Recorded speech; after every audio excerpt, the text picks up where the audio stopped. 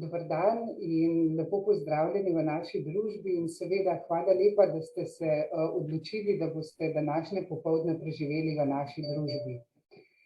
Kot smo vam obljubili v vabilu,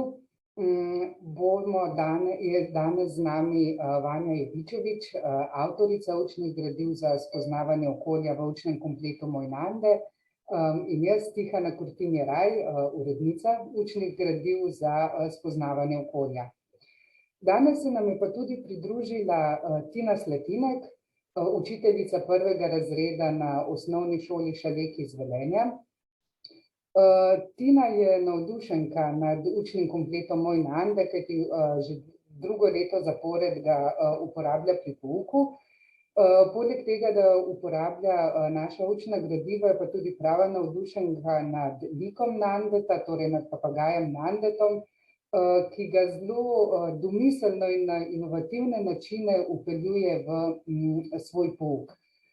Med drugim nam je tudi povedala, da so nad takim načinom poučevanja zelo navdušeni tudi njeni učenci in da je Nande prav zares postal njihov sošolec, kjer po vrsti, Tina, v razredu, kjer 28., 29. 24. učenec, torej v Tininem razredu. Zdaj, rezultat tega navdušenja in inovativne uporabe lika Nandeta pri pouku je pa med drugim tudi Nandetova himna. To je pa nekaj čisto novega. Besedilo za himno je napisala Tina. Z njeno pomočjo smo potem tudi uglasbili in naredili en tak animiran videospot. To himno vam bomo danes prvič čisto premierno predvajali, torej prvi jo boste, ki jo boste tako v širši zasedbi videli. Predtem bi pa Tino prosila, če lahko samo na kratko pove, kako je Nande postal njihov sošolec in mogoče kratko ozadje himne, kako je himna sploh nastala. Ja, seveda. Lep pozdrav še iz moje strani vsem skupaj. Vesela sem, da sem danes z vami. Res je, ja, Nande je naš sošolec, naš prijatelj. Mi smo ga lani spoznali v razredu. Že pri pouku je bil navduševalec in motivator, ampak lani smo kar hitro prešli na šolanje na daljavo, kjer smo učiteljice želele, da bi tudi prvošolci bili čim bolj samostojni, da bi bili čim dlje motivirani, ker smo pričakovali, da bo šolanje na daljavo nekoliko dlje kot obljubljeno 2 tedna, ne? In pa da bi vseeno imeli neko rutino pri pouku. In pri tem nam je Nande zelo pomagal, ker smo vpeljale jutranje pozdrave. Jutranji pozdravi so bili taki krajši videi, kjer smo povedali otrokom, kako bo dan sploh potekal, katere predmete bomo imeli, katere snovi bomo obravnavali. In jaz sem takrat pol že kar v te pozdravčke vključila našega Nandeta. Najprej je bil to samo dialog med nama, potem pa je to, ko sem mislila, kak je odziv otrok, se to kar stopnjevalo. Nastali so filmčki, v katerih se je seveda Nandetu vedno kaj pripetilo, da je bilo pač seveda humoristično. Hkrati pa je bilo povezano s snovjo tistega dne, da so že tukaj otroci se začeli spraševati, ali pa jim je že Nande kaj povedal. In iz tega je potem nastalo zelo veliko navdušenje nad Nandetom. Mi smo potem delali sestavljanke, pisma jim je pisal. Tako da, ko smo se vrnili v šolo, so bili otroci res navdušeni in je pol tista ljubezen do Nandeta sam še eksplodirali. Tako da so bili prav presenečeni, ko so prišli v šolo, da Nande sploh nima v bistvu glasu, ampak je to moj glas. In potem smo tu nadaljevali. Takrat je bil natečaj za rep Kaj kot rok ter kaj. Mi smo se prijavili, ampak rep kot takrat še nismo tako zelo poznali, smo rekli, da pa bomo naredili pesmico o Nandetu. Jaz sem narisala na tablo našega Nandeta in otroci so dajali ideje, kaj Nande za njih je, kakšen je, kaj rad počne. In iz tega smo naredili besedilo. Nekaj deklic je že začelo prepevati, kaj bi one Nandetu zapele. Iz tega besedila je potem seveda priredbo naredil Žiga Kosec, za glasbeni aranžma in spremljavo je poskrbel moj mož David Slatinek. V tem končnem izdelku, ki ga bomo danes slišali, nastopajo, torej repajo drugošolci, torej moji lanski prvošolci. poje otroški pevski zbor od 2. do 4. razreda pod mentorstvom Barbare Čevnik. Pri deklamaciji oziroma repanju nam je pomagala tudi naša slavistka Sanja Jazbinšek Sever. Seveda pa je animacija, se mi zdi, zdaj dala res tako lepo piko na i, povezala celotno zgodbo in je nastal res čudovit izdelek, ki upam, da bo vsem všeč in da ga bodo lahko uporabljali pri pouku kot motivacijo, kot popestritev, kot spoznavanje Nandeta. Mi smo si potem naredili celotno koreografijo, se preoblekli v reperje, narisali si grafite in se prelevili v take prave profesionalce in se, tako kot se za Nandeta spodobi, prek igre in zabave tudi veliko naučili. Tina, hvala lepa. Tudi, če smem dodati, tudi mi na Mladinski knjigi smo zelo veseli, da je Nande dobil svojo himno, to si tudi zasluži, tako da hvala tudi tebi in vsem ostalim sodelujočim. Zdaj pa predlagam, da to himno končno premierno slišimo in vidimo. Torej, Simona, prosim, če nam lahko zavrtiš himno. Tina bo pa z nami danes do konca webinarja, tako da lahko tudi še kaj preko klepeta vprašate, mogoče v zvezi z uporabo gradiv pri pouku ali pa v zvezi z Nandetom, kako ga uporablja, in verjamem, da vam bo z veseljem odgovorila. Ja, tako da premierno predstavljamo Nandetovo himno. Simona, prosim.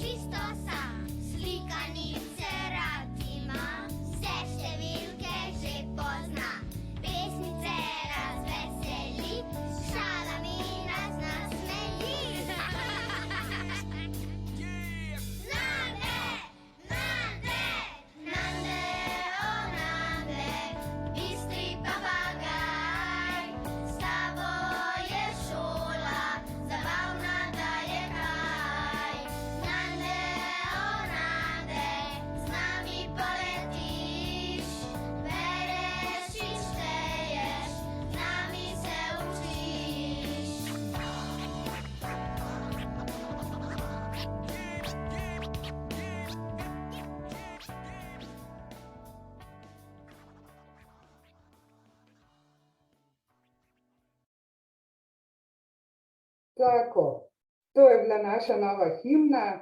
Jaz iskreno upam, da ste nad njo vsaj približno toliko navdušeni, kot smo bili mi vsi skupaj, ko smo jo prvič videli. Seveda himna bo dostopna na naših portalih z podrobnejšimi informacijami, kje boste lahko dostopali do himne, vas bomo pa v kratkem obvestili preko elektronske pošte. Zdaj, veseli bomo tudi vaših odzivov v klepetu, kakšen je bil prvi vtis v himni. Medtem bom pa jaz počasi predala besedo Vanji. Vanja je bila že tolikrat z nami in z vami, da verjamem, da jo verjetno ni treba prav posebej predstavljati, ampak morda za koga, ki je prvič danes z nami. Vanja Jovičevič je avtorica učnega gradiva Spoznavanje okolja v učnem kompletu Nande. Seveda je pa predvsem učiteljica na Osnovni Nove Fužine v Ljubljani. in potem vodi delavnice NTC učenja, sodeluje z RIC-em, je navdušena športnica, tudi živi z Nandetom že zadnja 3 leta in zadnje čase verjetno večino svojega časa posveča snovanju vsebine za 3. razred. Danes vam bo Vanja predstavila vsebine iz poznavanja okolja, ki jih že obdelujete v razredu, v 2. razredu, ali pa ki jih boste v kratkem začeli z njihovo obravnavo. In tako kot že vsi, že skoraj da pričakujemo od Vanje tudi mogoče kakšno tako simpatično, inovativno zamisel za dejavnosti ali pa igre, s katerimi lahko popestrite pouk. Vanja, izvoli. Hvala lepa. Torej, lepo pozdravljeni vsi skupaj. Tihana je že kar precej povedala, tako da sama ne bom o sebi nič več govorila. Vam bom pa predstavila vsebine, v bistvu ne te, ki jih obdelujete, ampak glede na to, da ste verjetno pri različnih učnih snoveh trenutno, kakor sem se pogovarjala s kolegicami iz naše šole, pa tudi iz drugih šol, kjer uporabljate gradiva, sem ugotovila, da ste nekateri pri zimi in se držite čist natančnega plana po delovnem zvezku, drugi ste kakšno snov preskočili oziroma zamenjali kakšno snov za drugo snov, zato ker letos je bila zima res radodarna že v decembru, tako da se je lahko zima malce povezala s prazniki. Zato sem, da ne bom tvegala, da bom kakšnemu razlagala snov, ki jo je že obravnaval, sem se odločila, da bom kar preskočila kakšno snov, zagotovo vas vse tele učne vsebine, ki jih bom danes oziroma ki sem jih za danes pripravila, vse še čakajo. Hkrati pa vedno rada poudarim to, da dajem zraven ideje, šli bomo skozi pač 2 učni vsebini, kako jih obravnavati po učnih urah, tako kot sem si jaz sama zamislila, kako pri tem uporabljati delovni zvezek in naloge iz delovnega zvezka. Zraven bom podala tudi kar nekaj, jaz upam, da uporabnih in malce drugačnih idej, kako formirati otroke v skupine za neke gibalne dejavnosti, imam ideje, tako da jaz sem prepričana, da vsaka bo nekaj novega tudi zase našla, oziroma vsak, če je kakšen učitelj tudi med nami, se kar ne morem tega ženskega spola med učiteljicami čist izogniti, čeprav imamo prav na naši šoli kar nekaj razrednih učiteljev. Torej, zdaj, tisti, ki uporabljate naša gradiva, ste že od 1. razreda, ste videli, da v bistvu pouk spoznavanja okolja z delovnim zvezkom iz 1. razreda je v bistvu naravnan tako, da morajo biti učenci kar precej aktivni. Pouk je aktiven in daleč od tega, da so lahko neki pasivni opazovalci, ki nekaj obkrožujejo, pa povezujejo ali pa samo malo prikimajo, pa kakšno stvar povejo. Ampak so dejavnosti zasnovane tako, da mora biti učenec aktiven, učitelj je pa tisti, ki njegovo aktivnost v bistvu le organizira. Ravno tako se vse na tak način nekako oblikujejo tudi vsebine v 2. delovnem zvezku, s tem, da se še malce nadgrajuje, da je učenec še malce bolj samostojen, da ga navajamo še na malo večjo samostojnost in seveda s tem tudi še na malo večjo aktivnost pri samem učnem procesu. In pri snovanju delovnega zvezka za 3. razred smo šli še korak dlje in upam, da naši učenci oziroma učenci, ki bodo uporabljali delovne zvezke spoznavanja okolja od 1. do 3. razreda, bodo res šli po neki taki vertikali navzgor iz nekega prvošolčka, ki ne bo tako vešč še določene dejavnosti, v nekega razmišljujočega tretješolca. Ampak v 3. delovnem zvezku za 3. delovni razred oziroma o delovnem zvezku za 3. razred nekoliko kasneje oziroma na kakšnem drugem webinarju, danes pa se bomo posvetili seveda delovnemu zvezku za 2. razred. Pripravila sem učne vsebine o snoveh, torej to je nekaj, kar vas čaka, malce daljši učni sklop, to vas čaka v prihodnjih tednih ali pa v prihodnjih urah, nekatere malce prej, druge verjetno kakšno uro kasneje. Zdaj tukaj bom jaz nekako preletela ure, kako sem si jih zamislila, da bi bile postavljene, kaj vse bi vsebovale, potem bom pa hkrati tudi pri vsaki stvari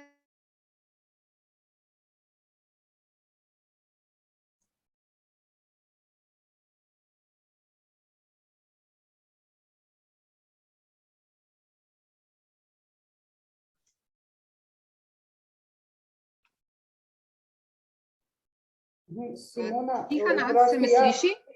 Ja, sliši se te, samo Simono, prosim, če ti omogoči deljenje zaslona. Jaz ne morem. Jaz sem pa že delila, pa sem mislila, da že vidite, kaj delim. Ne, Simona, prosim, če lahko Vanji omogočiš deljenje.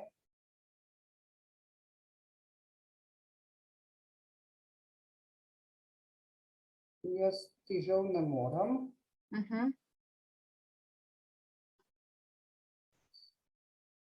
Bom takoj uredila. Lahko delim. Imam že. Evo, tako. Ja, imam. Pri webinarjih in pri takih zadevah, kjer je tehnika vključena, se spodobi, da kdaj pride do kakšnega zapleta. Ampak nič hudega, smo že uredili. Torej, učna tema snovi. Razdeljena je na več ur. Pri prvi učni uri sem si zamislila tako, da v pripravah, zdaj tisti, ki berete priprave in delate po pripravah, ki so napisane, pač vidite, da sem na začetku sem si nekako zamislila, da bi naštevali predmete, ki imajo določene lastnosti, učenci potem poslušajo, nato pa ugibajo, katera lastnost je skupna vsem predmetom. Recimo, da rečem igrača, blazina, pulover, volna, in potem poiščemo skupno lastnost, ki je vsem predmetom, to je recimo, da so predmeti mehki. Vendar bi vam tukaj dala eno drugačno idejo. In sicer idejo, kjer bi bili učenci bolj vključeni. To v pripravah ni zapisano, zato ker kakšno stvar je v priprave malce težje napisati, pa tudi morda so v pripravah bolj take klasični pristopi napisani, takole na webinarjih vam bom dala pa kakšnega drugačnega, malce, mogoče lahko temu rečem, neklasičnega. Torej, učence lahko razdelite v skupine. Takole bom dala, da bomo po vrsti. Torej, učence razdelimo v skupine, vsaka skupina dobi listek, na katerem je napisana lastnost. Na enem listku piše mehko, na drugem lepljivo, na tretjem trdo, na četrtem lomljivo. Se pravi, vsaka skupina dobi svoj listek, druge skupine ne vidijo listkov drugih skupin, se pravi, moja skupina vidi samo besedo lepljivo. Biti mora tišina v razredu, vsaka skupina mora biti dejansko v svojem kotičku, zato ker morajo delati tiho, da jih ostale skupine ne slišijo. In sicer njihova naloga je, to nalogo omejimo na nekaj minut, morda 4-5 minut, da morajo napisati čim več predmetov, ki imajo to lastnost.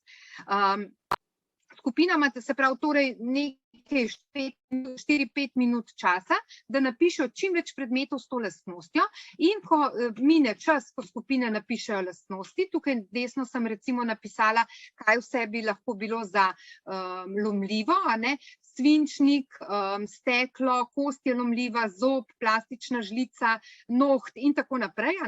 In cilj je, da v bistvu veja je lomljiva, barvica, in otrokom moramo tudi reči, da take lastnosti, morda se premikamo po razredu in malo namignemo, da tisti predmeti, ki imajo značilno lastnost, naprimer značilna lastnost pri lomljivem je mogoče, če rečemo steklo, bi zelo hitro potem našli ostali, ki bodo ugibali, za katero lastnost gre, bi hitro rekli lomljivo.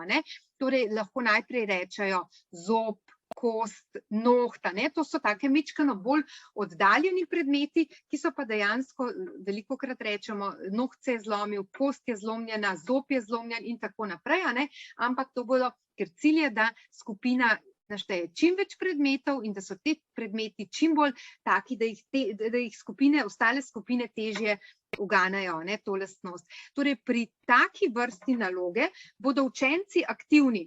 Če jim samo mi kot učitelji, se pravi, učitelj pove, recimo, našteje te predmete in učenci ugibajo, smo še vedno na tisti strani, ko so učenci, nekaj je zelo aktivnih, večina pa malo spi, pa gleda, pa nič ne razmišlja zraven.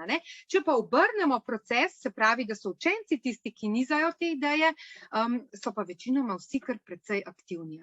In jih v bistvu na nek način zaigramo v to igro, kjer sestavljajo praktično neke vrste uganko, kar imajo pa učenci blazno radi in so avtomatično padejo noter, in motivacija in pa seveda tudi koncentracija bistveno višja.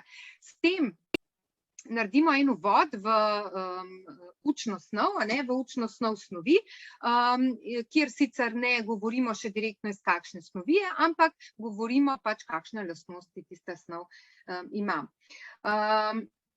Ko preidemo potem ta del, gremo na delitev v skupine, kjer bodo, oziroma razdeljeni so že v skupine, idejo vam bi rada dala za delitev v skupine, to imam naprej pripravljeno. Torej, nekaj idej bom dala različnih, kako lahko učence razdelimo na druge načine v skupine, ne samo, da rečemo, vi trije boste skupaj, pa vi trije, ali pa razporedite se tako, kot si želite, ali pa tako, kot sedite, samo mize skupaj dajte, ampak jih razdelimo v skupine na tak način, da so spet oni aktivni in da morajo pri delitvi v skupine spet malce razmišljati. Torej, recimo en primer take delitve. Te delitve v skupine lahko uporabljate seveda pri kakršnikoli učni snovi, pri kateremkoli učnem predmetu. Torej, vsak učenec dobi sličico in poišče ustrezno skupino. Sami morajo ugotoviti, po katerem kriteriju najdejo skupino, v kateri bodo reševali naloge. Se pravi, razdelimo jih v skupine, preden jim damo tisto nalogo, ki smo jo prej videli. Sličice za prvo skupino, recimo. Jaz dam učence ponovadi v kolono, postavijo se v vrsto, vsak potegne iz škatle ali pa iz vrečke eno sličico. Mize so oziroma razred je že postavljen tako, da so recimo 4 ali 5 skupin, odvisno od velikosti razreda. Pa seveda od nalog, ki jih upravljamo, kako velike skupine si želimo, in potem se postavijo v kolono, vsak potegne eno sličico in išče svojo skupino.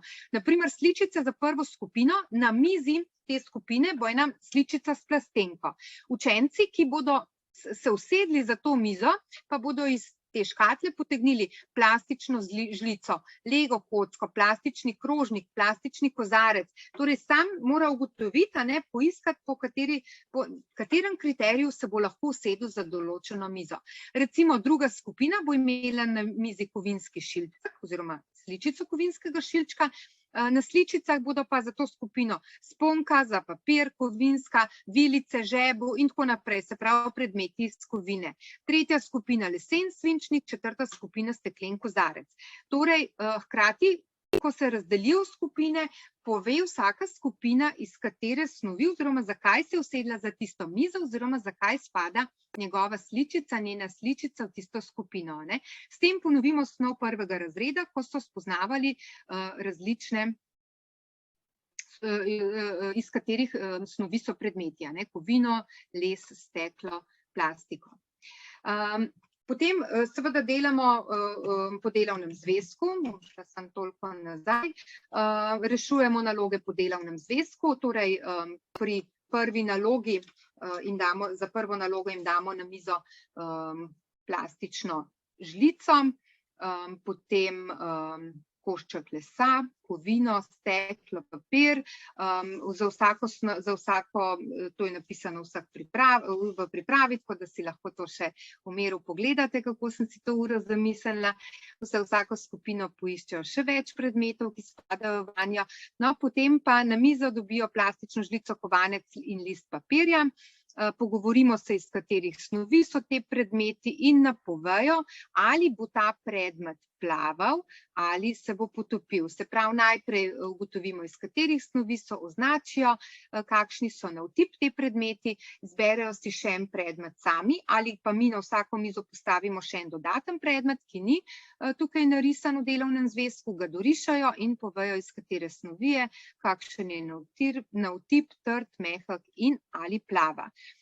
Tukaj pri plavanju morda zdaj lahko date na vsako mizo eno vedro, čeprav morda je bolje, da vsaka skupina, ko je na vrsti, da preizkusi, ali predmeti plavajo, pride pred tablo, kjer imamo nek škafec z vodo in da vse 3 predmete v vodo in ugotovi, ali plavajo ali ne. Potem pa pregledamo seveda naše rezultate, kako se ujemajo, ali imajo skupine podobne rezultate ali različne.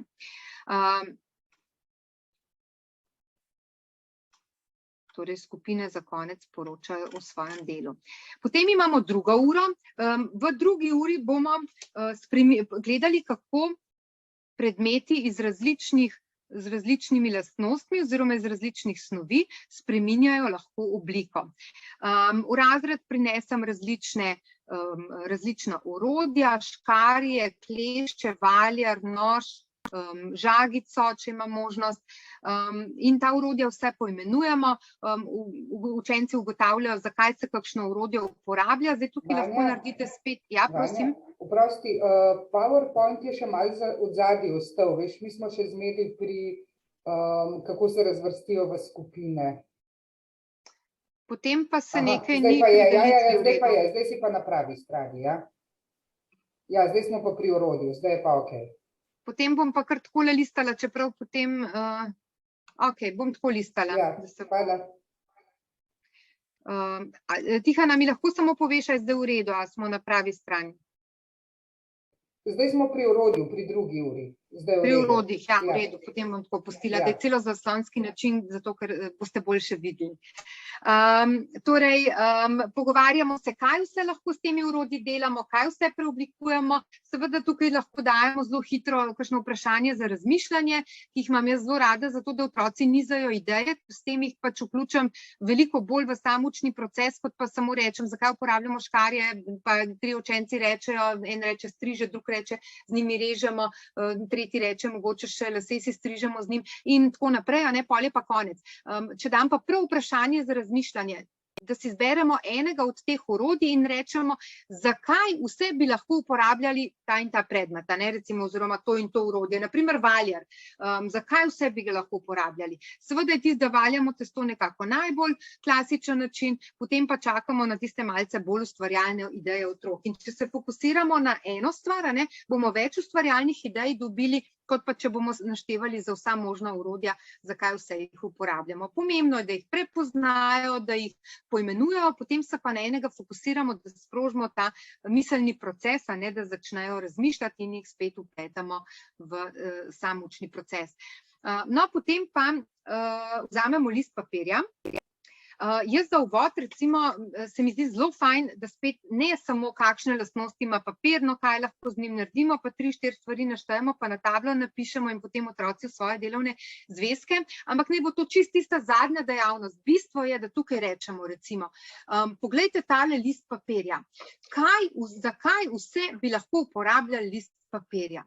In zdaj zahtevamo od otrok, pričakujemo od otrok, jih spodbudimo in spodbujamo, da nam našteva čim več možnih idej, zakaj vse se lahko papir uporablja. Za risanje, za pisanje, to je tisto čisto osnovno, kar bojo najprej rekli. In tukaj se še ne sproža tista ustvarjalni niz ideja, ne. Spodbujamo jih, pa zakaj še, da naredimo kapo iz papirja, pa zakaj še, da naredimo kepo, pa mečemo po razredu, da naredimo avionček iz tega, da imamo pregrado, recimo, da si popihamo, če nam je vroče in tako naprej, a ne. Spodbujamo otroke, otroci bojo imeli še bistveno več idej, kot jih mi zdaj lahko naštejemo. Torej, spodbujamo, da nam povejo čim več idej, zakaj vse lahko papir uporabljamo. S tem bomo začeli pri njih ta miselni proces, da bojo z lahkoto potem povedali, kakšne lastnosti ima papir. Kaj smo naredili, ko smo ga dali v kepo, se pravi, ga lahko zmečkamo in tako naprej, a ne. Torej, je to tisto, kar napišemo lastnosti, čist končna dejavnost, ki pride sama od sebe, zato ker smo naredili ta uvod res tak, da smo jih zapletali v razmišljanje, ne. Potem je druga naloga, pobarvaj in poimenuj orodja, s katerimi ponavadi preoblikuješ papir, ostala orodja prečrtaj, pač taka dosti klasična, ne, lahko potem to še pobarvajo, tisti, ki zelo hitro rešijo, v glavnem rešijo pač naloge na strani 71. Za konec pa lahko naredimo nalogo, da naredijo, oziroma jim damo nalogo, da naredijo iz papirja kapo. To pa zelo radi delajo. Potem pride naslednja učna snov, to je mešanje snovi. Zdaj tukaj pri mešanju snovi jih spet razdelimo v skupine. Torej, nekako takoj zamišljena ura, da... Oprosti, spet ni šla drsnica naprej. Ne vem, zakaj ne. Zdaj se vidi? Zdaj pa ja. Ja. Torej, ura je zamišljena tako, da jih razdelimo v skupine, kjer bodo vsaki skupini damo eno snov, skupina to snov otipa, prepozna, pogleda, kakšna je na otip, kakšna je po vonju, pač opisuje njene lastnosti, kakšne barve je, ali gosta, ali je redka, ali je tekoča, v kakšnem agregatnem stanju je, seveda ne uporabljamo tega izraza, ampak pač ali je tekoča, ali ni tekoča. Potem pa skupine krožijo, se zamenjajo, da vsaka skupina pogleda vse snovi.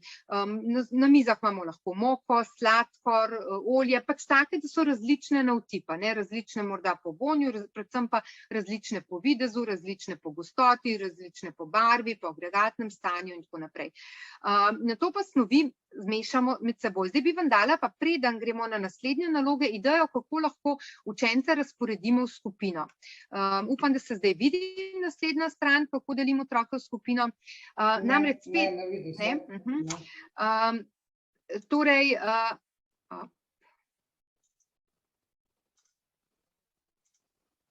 takole, se vidi? Ja. Ja. Torej, na začetku spet dobi vsak učenec, razred imam že postavljen, tako kot je zdaj na tej sliki, se pravi, tukaj je tabla, tukaj so vrata, tukaj je učiteljičina miza.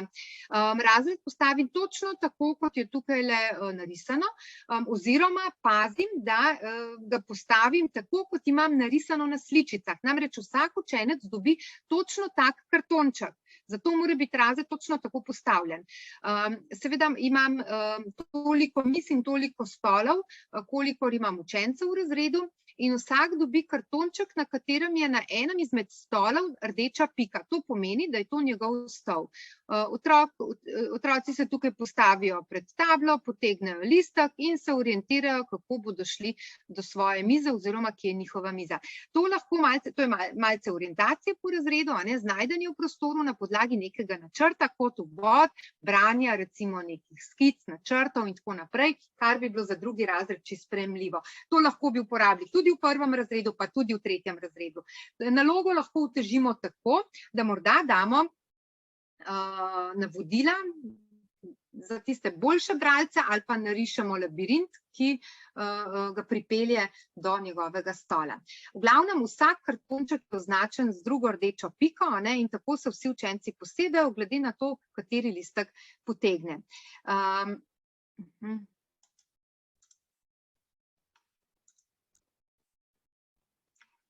Tole naprej spet ne gre, Zdaj smo nazaj pri 3. uri, to je strani delovnega zvezka snovi. In ko so v skupinah, potem začnemo izvajati tisto nalogo, ko tipajo snovi in ugotavljajo, kakšne so. Nato pa snovi zmešamo med seboj in se lotimo 7. naloge, da naredimo zmes za palačinke. Iz mleka, moke, jajca zmešamo zmes za palačinke.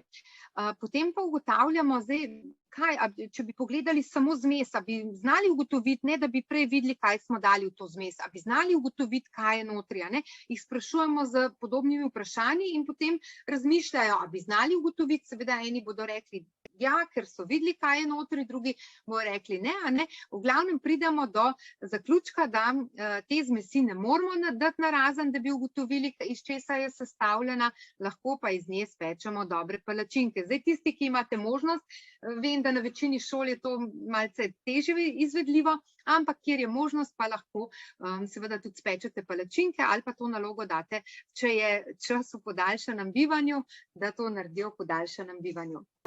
Torej, bistvo je, da razumejo, da določenih zmesi ne moramo razstaviti na različne sestavine nazaj. Če pa naredimo recimo sadno solato in če imamo možnost, je super, da prinesemo nekaj sadja, zmešamo sadno solato in potem ugotovimo, da lahko sadno solato ločimo na sestavine. Sami lahko ugotavljajo razliko med prvo in drugo zmesjo, naštejo čim več razlik in čim več podobnih lastnosti prve in druge zmesi. S tem bodo najbolj razumeli, kaj pomeni razstavljanje na dele oziroma, da neke zmesi ne moramo pač razstaviti. Seveda tukaj ugotavljamo še, katere snovi se mešajo med seboj, to so že v prvem razredu verjetno delali poskuse, torej če zmešamo vodo in olje, kaj nastane, če zmešamo vodo in sladkor, sadni sirup, limono in vodo recimo, katere snovi se mešajo, katere se ne mešajo, kaj se spreminja pri mešanju, če imate čas, lahko te poskuse ponovite, se otroci to radi delajo, hkrati je pa to eno tako zelo dobro izkustveno učenje. Pa katere lastnosti se seveda pri snovi spremenijo, recimo če, oziroma pri zmesi spremenijo, če recimo zmešamo olje in vodo. Potem naslednja,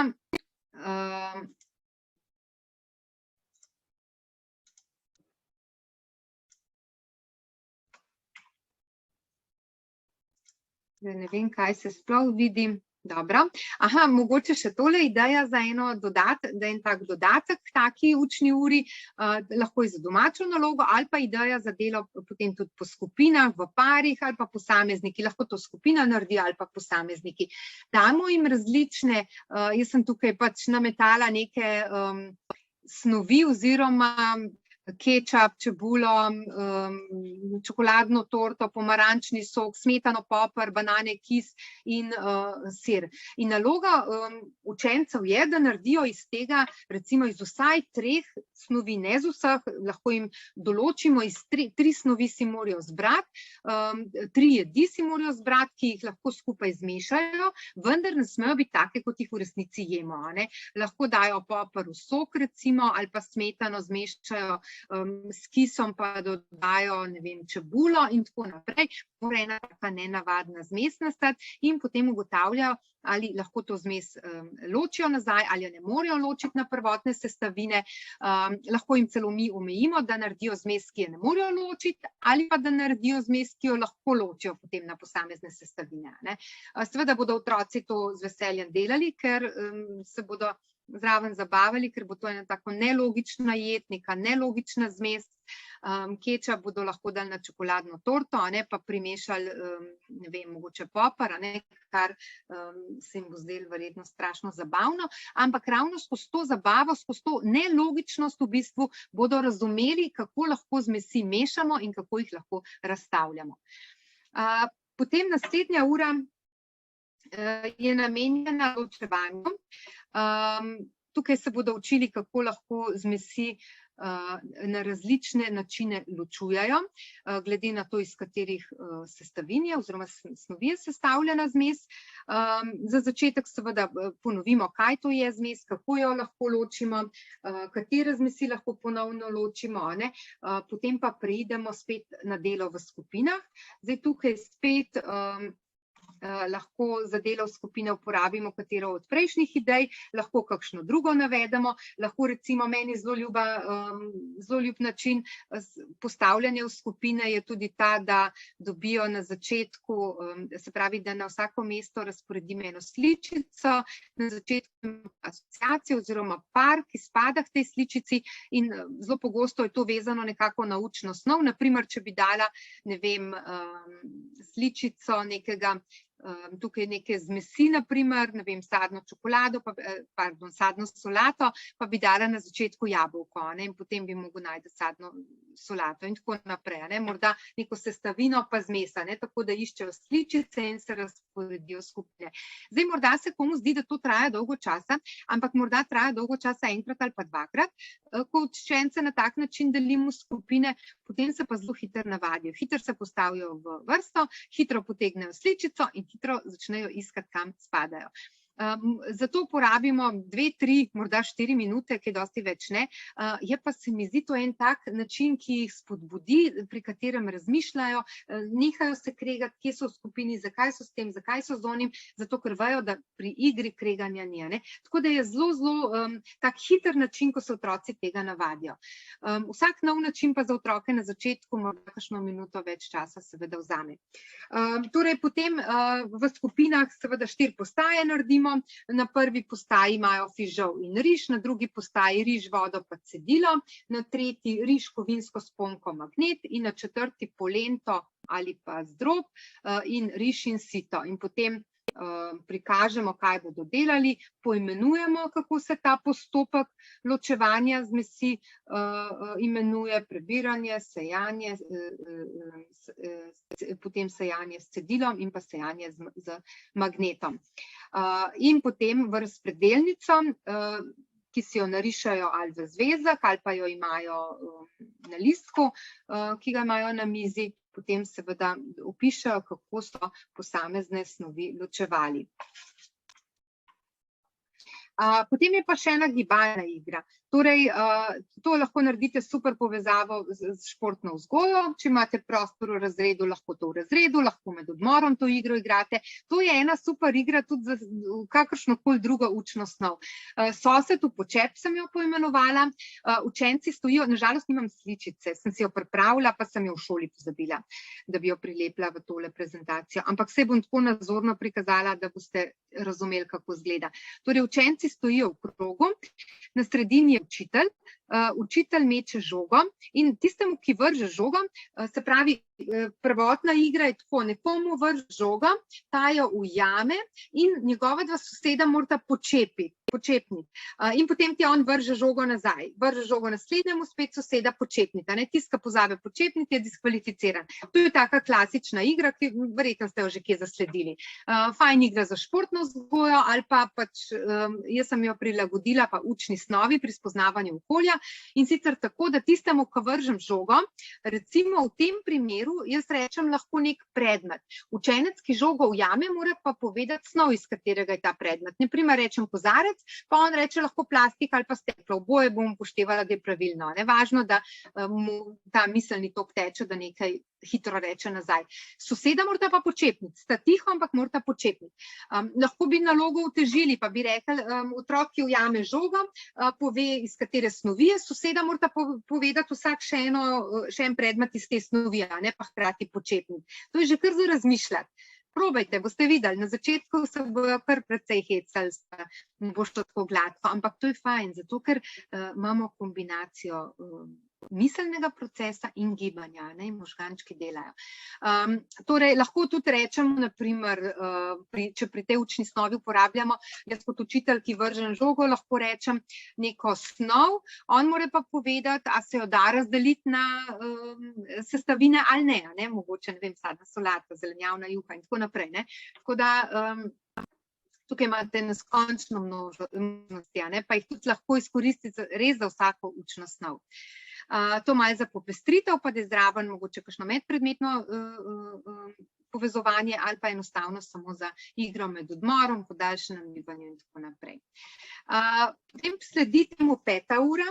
Tukaj pri 5. uri se bomo lotili vode in spreminjanja snovi in začnemo recimo lahko z nekim takim uvodom, da se pogovarjamo, kje hranimo doma mleko, zakaj v hladilniku, zakaj ne kar na polici ali pa, ne vem, da ga imaš kar pri sebi na pisalni mizi, pa ko ti paše ga popiješ in tako naprej. Potem ugotovijo, da višja temperatura, ko je, če je bolj toplo, če je mleko na toplem, pač se pokvari, pa potem povejo kakšne dogodke, ker se je sigurno že doma kdaj skisalo, pa je smrdelo ali pa kdo je kupil to kislo mleko in tako naprej. V glavnem ugotovijo, kako ta neprimerna ali pa višja temperatura vpliva na lastnosti pri mleku. To jim je neka stvar, ki jim je blizu in je fajn, da začnemo z nekimi bližnjimi, znanimi lastnostmi, da se lahko s tem poistovetijo in razumejo, kaj govorimo.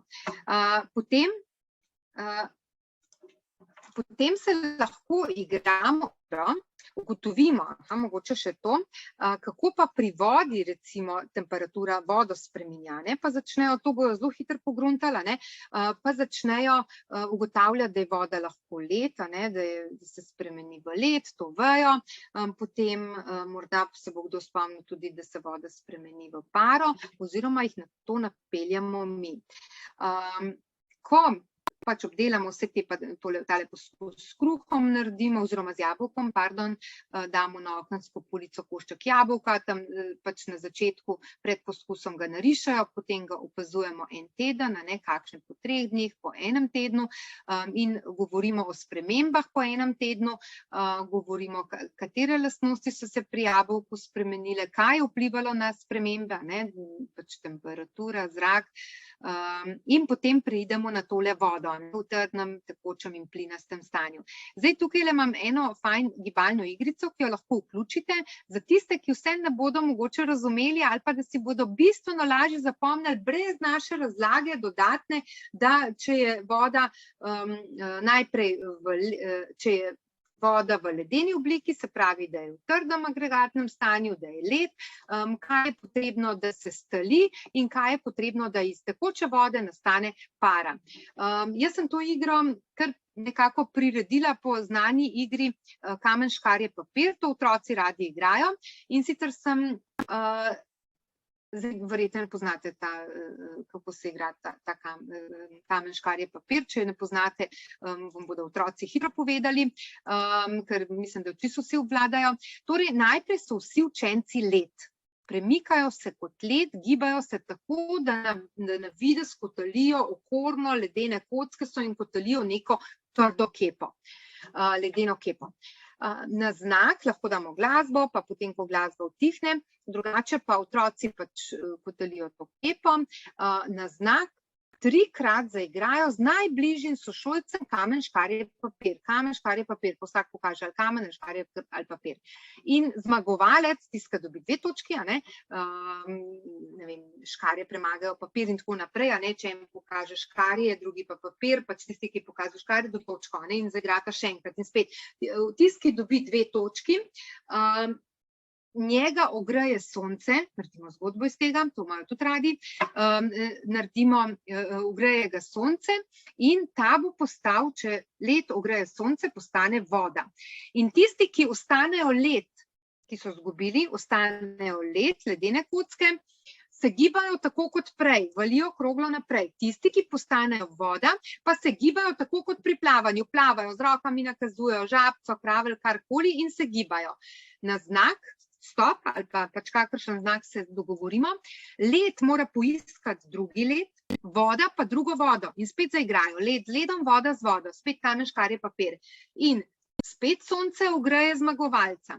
Tisti, ki je led, postane voda, tisti, ki je voda, ker ga sonce močno ogreje, postane para.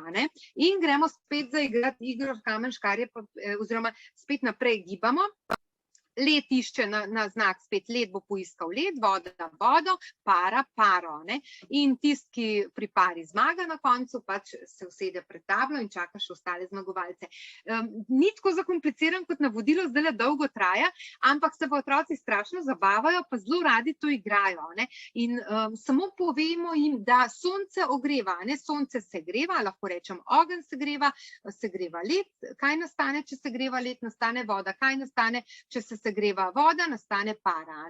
In pridemo do čisto enostavno do znanja, pač kako se ta agregatna stanja pri vodi spreminjajo.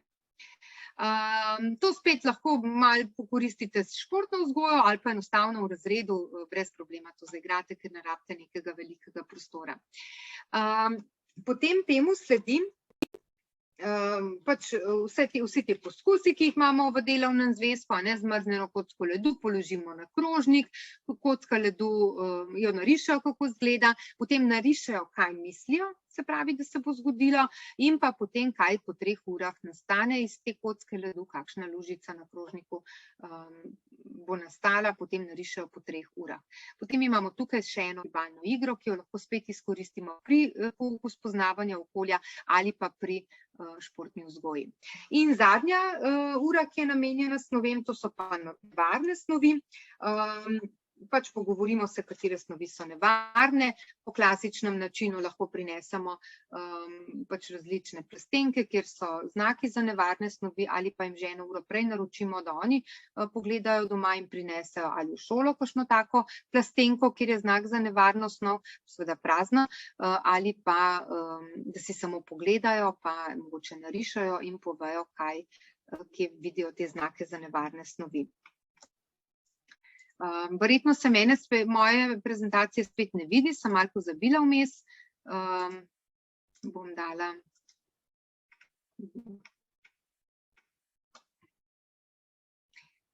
Aha, tukaj le pri snoveh, no, ker se prej prezentacije ni videlo, sem dodala še eno, pa bom zdaj malo nazaj skočila, kako idejo za delitev v skupine. Torej, še ena ideja je, kako lahko otroke razdelimo v skupine. Ta zdaj konkretno vezana na tole učno snov, ki je v osnoveh, a ne v ločevanju. Na vsaki mizi je eno število, zdaj, če imam 4 mize, a ne, na eni je število 1, na drugi število 2, na tretji število 3, na četrti 4. Vsak učenec povleče eno sličico, na kateri je različno število snovi, spet pred tablo so, potegnejo sličico, prešteje koliko snovi je in grejo za tisto mizo, kjer je to število. Se pravi, spet nekako lahko v povezavi z učno snovjo, ki jo obravnavamo.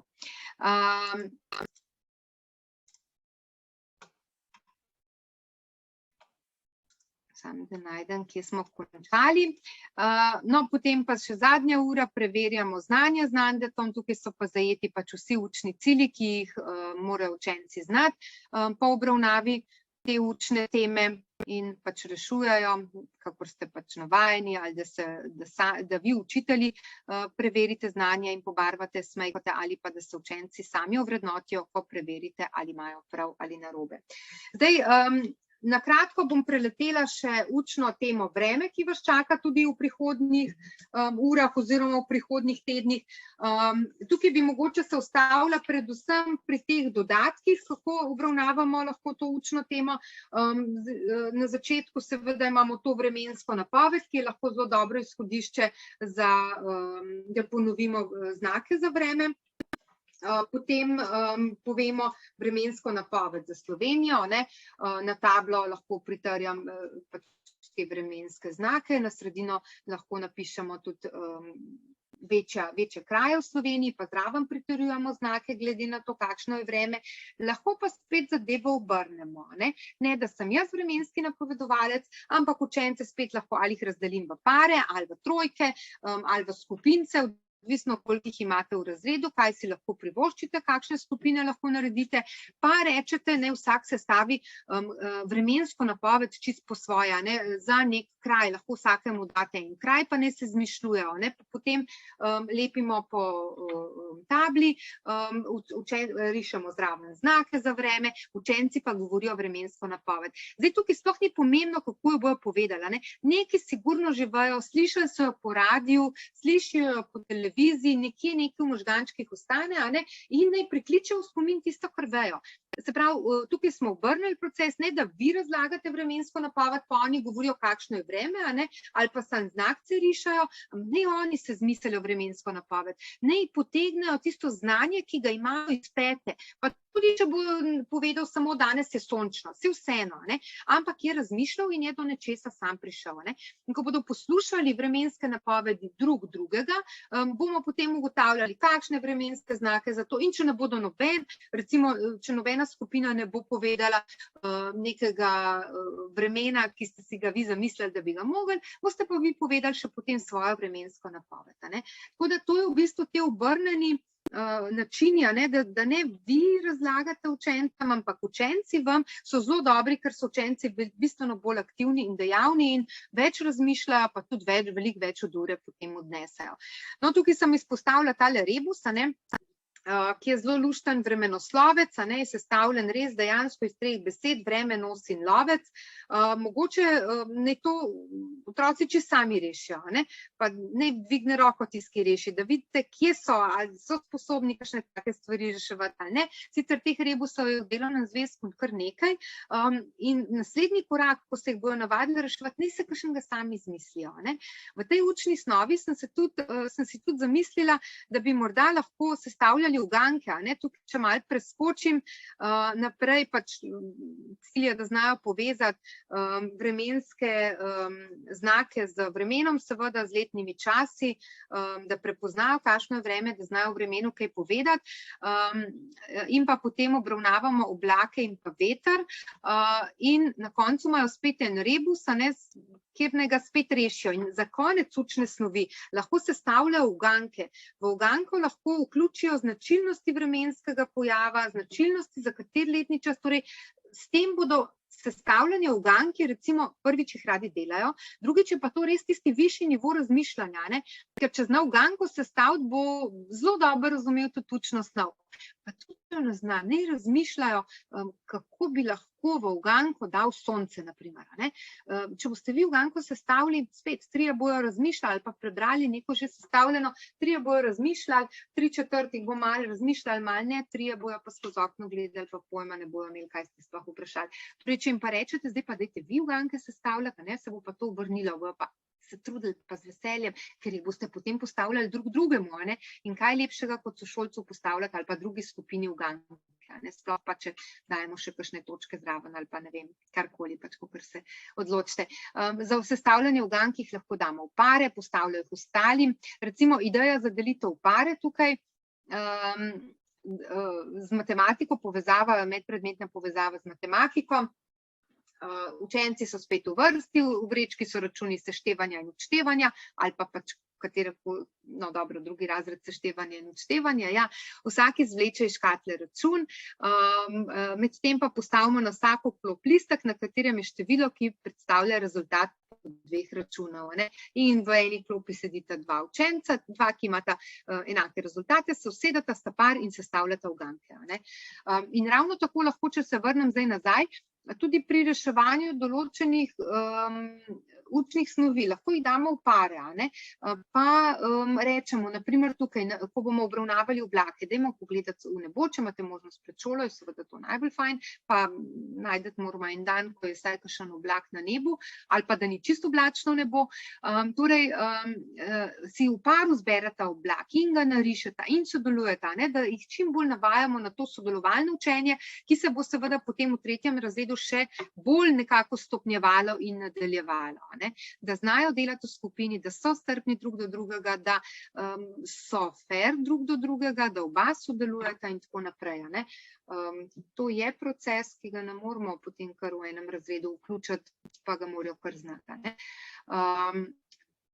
Tako da v delovnem zvezku imate spet veliko aktivnosti in miselnih in gibalna igra, recimo igra sonce, dež, veter, sneg, super igra za igranje v razredu, 2 vprašanji za razmišljanje, kaj pomeni, če nekomu rečemo, da je vremenski, pustite jih, naj naštevajo vse možne ideje, kaj bi to pomenilo, da je vremenski.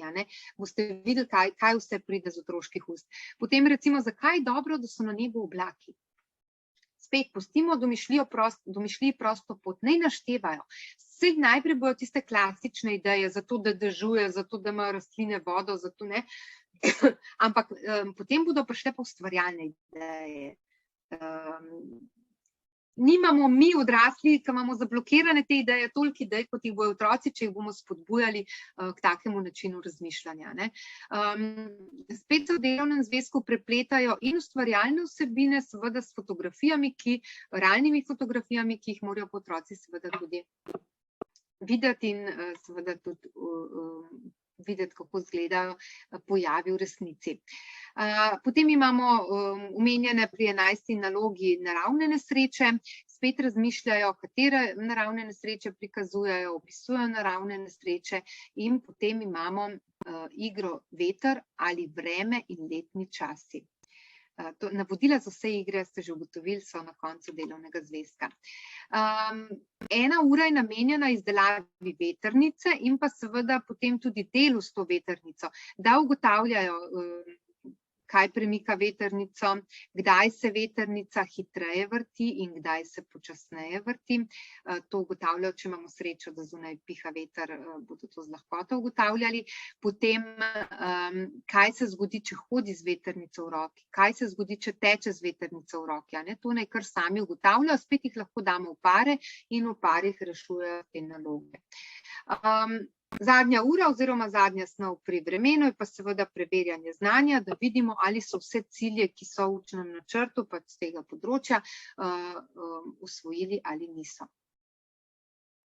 Za konec bi vas spomnila pa še na medpredmetne igre oziroma na igro, zdaj zimo verjetno ste več ali manj obravnavali, te tabeljne igre, ki jih imajo učenci v škatlah, če so uporabljali kovček Moj Nande 1, imajo v škatli iz prvega razreda 10 tabeljnih iger vezanih na spoznavanje okolja in te igre, če jih le imajo, naj jih tudi zdaj koristijo.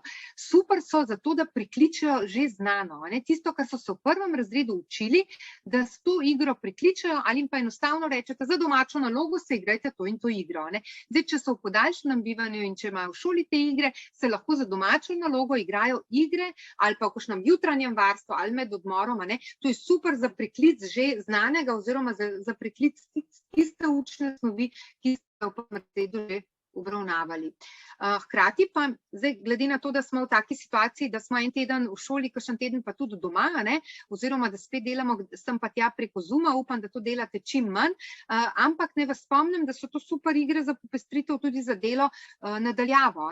Recimo takale igra, kot je za igro za 10-15 minut preko Zooma, ko vemo, da je koncentracija pač nizka, da smo težko eno šolsko uro, ampak pri igri se bo pa to lažje zdržalo. Igrate, mečete kocko, tisti, ki je na vrsti, Nande, takole premikate po poljih in učenci rešujejo nadaljavo, lahko igrate v skupini ali pa v eni večji skupini, mislim, to so te same odločile, kako, ampak super igro izrežete, jo prilepite izrežete pač z tem rezalnikom, računalniškim orodjem, prilepite na en PowerPoint, takole, povečate si jo, kakor pač želite, izrežete Nandeta, da ga imate za prestavljati, kocko, pač ta kocka ni za metati, ampak obstaja tudi kocka, da jo vržete, drugače pa enostavno igralno kocko mečete po mizi ali pa otroci mečajo, pa povejo, koliko so vrgli, vi pa Nandeta prestavljate in se na tak način lahko igrate. In porabite lahko tudi kakšne igre iz prvega razreda. Tako, to bi bilo z moje strani za vse. Zdaj pa ne vem, ste me videli ali niste videli tole, kar sem delila. Dobro, malo je danes tehnika nagajala. A se je videlo, no, super. Hvala za pozornost, zdaj pa Tihana izvoli. Vanja, hvala lepa. Zdaj, jaz sem med tvojo prezentacijo spremljala klepet. Zaenkrat sta dve vprašanji, pa ti jih bom kar prebrala, ker ti verjetno nisi imela časa brati. Je bilo kar nekaj pohval. Prvo vprašanje pa je, kakšno je tvoje mnenje o zapisu snovi v zvezek za sport? Zdaj, kot ste ugotovili, v delovnem zvezku kar veliko nalog, kjer otroci že sproti zapisujejo, tako da jaz v bistvu v zvezke zraven ne bi kaj zelo veliko pisala. Morda edino naslov učne snovi, pa nekaj malega zraven narišejo, kakšno poved napišejo, kaj dosti pa ne. Zato, ker v bistvu v delovnem zvezku so zajete vse naloge, ki jih morajo, s katerimi učenci dosežejo vse učne cilje in starši vidijo, kaj morajo učenci znati, hkrati pa vi ste to obdelali, bolj kot to, da zapisujete v zvezek, se mi zdijo te dodatne dejavnosti pomembne, v drugem razredu sploh, ko nekako naj bi učenci več ali manj vso učno snov pri okolju usvojili v šoli. In da jo res usvojijo, moramo mi poskrbeti na tak način, da jih zapletamo v dejavnosti in da so učenci aktivni. Tako da jaz se z učno snovjo v zvezek ne bi preveč obremenjevala, naslov učne snovi, kaj narišajo, mogoče v obliki kakšnega miselnega vzorca zraven kakšno črto ven potegnejo, pa ključne besede napišejo, kaj dosti več pa ne. Če smem dodati še, Vanja, ta gradiva so pravzaprav samostojni delovni zvezki. To pomeni, da notri niso samo naloge, ampak so tudi razlagalni del snovi, to so bila tista besedila v pasicah pobarvanih, ki ste jih videli na vajini prezentaciji, in v resnici so to ti zapisi, ki naj bi jih delali učenci v zvezek. To je tisti del snovi, ki jo morajo učenci znati. To smo včasih zapisovali v zvezek, zdaj pa glede na to, da je to del samostojnega delovnega zvezka, mislim, da prav posebne potrebe po zapisih v zvezek verjetno ni. In tudi izkušnje učiteljic, ki uporabljajo gradiva za okolje, je bila dejansko taka, da so prav izpostavljali tudi na prejšnjih webinarjih, da zvezkov pravzaprav ne potrebujejo. Seveda se pa popolnoma strinjam z Vanjino idejo, da ta čas, ki bi ga namenili zapisovanju in prepisovanju v zvezek, rajš namenite kakšni gibalni ali pa ustvarjalni igri. Še eno vprašanje, samo en hip, da ga najdem. To vprašanje se je pa pojavilo medtem, ko si razlagala o snoveh, da so zanimive ideje, ampak dejavnosti za 1 uro je po mojem mnenju v delovnem zvezku preveč. To je bilo pri snoveh. Ja, tako kot sem rekla, jaz sem naštela dodatne ideje, zdaj učitelj sam se odloči, katera ideja bo upošteval, katera ne, kako bo izvedel učno uro, ampak drugače grejo te aktivnosti zelo hitro. Torej, da učence razdelimo v skupine, to zelo hitro poteka. Potem, da učenci sami pogledajo, zdaj verjetno je bilo mišljeno tista 1. ura v snoveh, ko jih razdelimo v skupine, oziroma tudi, če je bila 2. ura. Vse to se da v 1 uri narediti. Zelo pomembna je ta priprava učencev. Oprosti, Vanja, 5. ura je bila mišljena, je gospa dopolnila vprašanje. 5. ura, bom čisto takoj pogledala, kaj je bilo pri snoveh 5. uro. Se pravi, pri vodi je bilo ali ločevanje. Ne vem, zdaj, glede na to, da so bile vse to, kar sem prikazala, so ure, ki so bile izvedene dejansko v razredu in so se čisto v redu obnesle, pri nobeni nismo nič podaljšali. Kot sem rekla, biti pa mora priprava učencev, vedno jih moramo pripraviti in te aktivnosti, ki jih učenci imajo, moramo vedno omejiti. Če jih ne omejimo, potem se to lahko razvleče, mi nimamo kontrole časovne, niti otroci potem ne znajo prekiniti svojega procesa in tudi nastane neko dolgovezanje preveč, 3 minute imate časa, da ugotovite to in to, 2 minute je časa za to, in so učenci aktivni, če jim pa pustimo, zdaj pa razmišljajte, zdaj pa, ne vem, nizajte te ideje, vedno mora biti ideja omejena, imamo 2 minuti časa, pa lahko si tudi štoparco ali pa tisto peščeno uro včasih obračamo, in točno vejo, koliko časa imajo in potem zadeve tečejo, Nobena od teh učnih ur ni bila taka, ki ne bi bila preizkušena v razredu, pa da bi bila dejansko predolga. Pa tudi v bistvu v delovnem zvezku, če jih dobro prej pripravimo, gre reševanje zelo hitro. Ker tukaj ni veliko pisanja, ni veliko risanja, ni veliko ničesar takega, kar bi otroku zelo veliko časa vzeli, da bi se matral s tem, ampak je samo veliko razmišljanja pa veliko aktivnosti otrokove.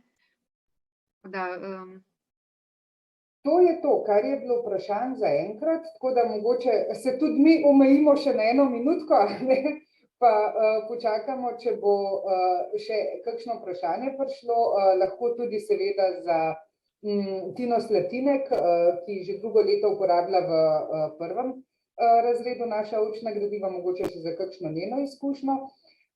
Sicer so mi pa še vmes sporočili, da vam bodo jutri vsem poslali elektronsko pošto z povezavo na Nandetovo himno in seveda vabljeni, da si že jutri ali v kratkem popestrite vaše ure z Nandetovo himno. Veseli bomo tudi mogoče odzivov vaših otrok. Mi smo našo omejitev za današnji webinar že malo prekoračili. Nekako velja 1 uro več, ker smo že vsi dobimo, kot bi rekli, kvadratne oči. Dodatnih vprašanj ni bilo, tako da jaz bi se zahvalila vsem slušateljem, ki so bili danes z vami in seveda predvsem Vanji in Tini za vajina prispevka. Upam, da kmalu še kdaj s kakšnimi novimi idejami, s kakšnimi zamislimi za popestritev, da bomo še naprej spodbujali otroke pri gibanju, razmišljanju in posledično, da bo tudi se učenje zgodilo samo od sebe. Hvala lepa vsem za danes, želim vam prijeten preostanek večera, čez 14 dni vas pa vabim na webinar za slovenščino, z vami bo takrat dr. Alenka Rother-Hovec. Hvala lepa in nasvidenje. Nasvidenje.